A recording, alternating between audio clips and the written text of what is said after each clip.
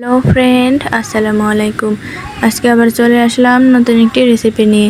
চাল কুমড়া দিয়ে কিভাবে মোরব্বা তৈরি করতে হয় সেই রেসিপিটি আজকে তোমাদের সাথে শেয়ার করব। চলো তাহলে ভিডিওটি শুরু করা যাক। ভিডিওটি ভালো লাগলে অবশ্যই লাইক কমেন্ট করে দিও আর সাথে করে বেল বাটনটি অন করে রেখো। এখানে আমি পাকা চাল কুমড়ো টুকরো করে কেটে নিয়েছি, সেটাকে আমি ভালো করে ধুয়ে নিয়েছি। এবারে একটা চাল কুমড়ার টুকরো নিয়ে নিয়েছি, এটাকে একটা কাঁটা চামচের সাহায্যে ভালো করে কেচে নিব।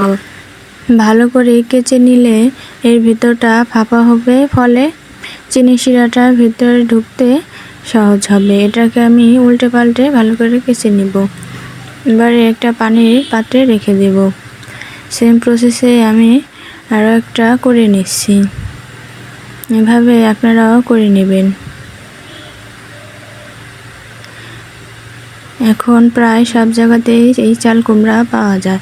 আপনারা এই রেসিপিটি ফলো করে একবার হলেও বানিয়ে দেখবেন, অনেক সুস্বাদু হয় খেতে এটা।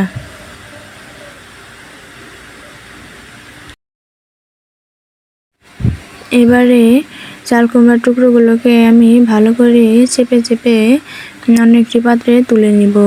এতে করে চাল কুমড়ার ভিতরের যে রস থাকে সেটা বেরিয়ে আসবে, ফলে চাল কুমড়ার যে একটা গন্ধ থাকে সেটা আর থাকবে না। এবারে চাল কুমড়ার টুকরোগুলোকে আমি আরেকটি পানির পাত্রে রেখে দেব প্রায় আধা ঘন্টার মতো।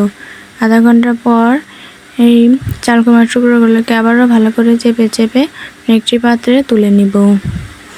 এবারে চুলাটা অন করে দিয়ে একটি পাতিলে এটি জাল করতে দেব। 5 থেকে 6 মিনিটের মতো এটা জাল করে নিব। এবারে একটি প্যানে চাল কুমড়ার টুকরোগুলোকে উঠিয়ে নিব। উঠিয়ে নিয়ে এর মধ্যে 3 কাপ চিনি দিয়ে দিব।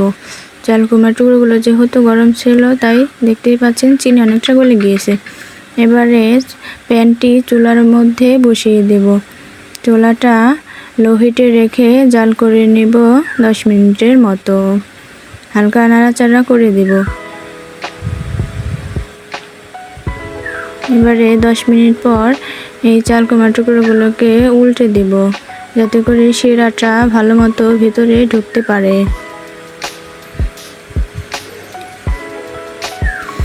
চুলার আঁচটা কখনোই হাই হিটে করা যাবে না।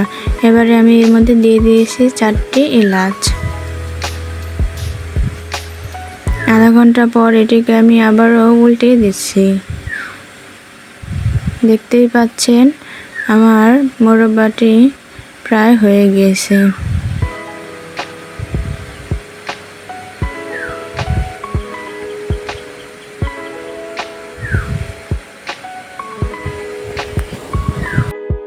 আপনারা হাত দিয়ে এরকমভাবে দেখে নিতে পারবেন। আঠালো আঠালো একটা ভাব যখন চলে আসবে তখন বুঝে নেবেন এটি পারফেক্টলি হয়ে গেছে। এবারে একটি ঝাঁঝালো পাত্রে এটাকে তুলে নেব। এতে করে চিনির এক্সট্রা শিরাটা আর মোরব্বার গায়ে লেগে থাকবে না। এই তো দেখতেই পাচ্ছেন কি সুন্দর আমার মোরব্বাটি হয়ে গিয়েছে। আপনারাও এভাবে ট্রাই করে দেখতে পারবেন। ভিডিওটি ভালো লাগলে অবশ্যই লাইক কমেন্ট করবেন। Thanks for watching my video.